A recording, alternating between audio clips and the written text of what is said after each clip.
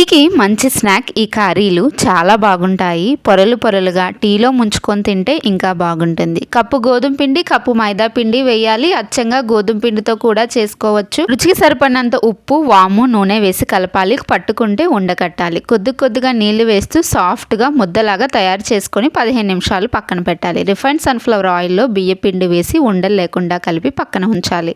కలిపి పెట్టిన ముద్దను నిమ్మకాయ సైజ్ అంత ఉండలుగా చేసుకొని పిండిలో అద్ది పలచగా ఒత్తుకోవాలి. ఇలా అన్నీ చేసుకున్న తర్వాత ఒక్కొక్కటి తీసుకొని రెడీ చేసుకున్న ఆయిల్ పేస్ట్ని రాస్తూ ఒక్కొక్కటిగా వేసి అన్నిటినీ రెడీ చేసుకున్నాక 4 వైపులా మడత పెట్టి మరలా కాస్త మందంగా వత్తాలి. ఇలా కాస్త మందంగా రెడీ చేసుకున్నాక స్క్వేర్ షేప్లో కట్ చేసుకోవాలి. కట్ చేస్తున్నప్పుడే కనిపిస్తాయి పొరలు అనేవి. ఇప్పుడు ఆయిల్ అనేది కొంచెం గోరువెచ్చగా ఉన్నప్పుడు ఇవన్నిటిని వేసేసి పైకి తేలి పొరలు విచ్చుకున్నప్పుడు ఇంకొక పక్కకి తిప్పాలి. ఇలా గోల్డెన్ కలర్ వచ్చేంత వరకు మీడియం ఫ్లేమ్ మీద ఫ్రై చేసి ఒక ప్లేట్లోకి తీసుకొని పూర్తిగా చల్లారాక ఒక డబ్బాలో స్టోర్ చేసుకుంటే నెల రోజులు నిల్వ ఉంటుంది.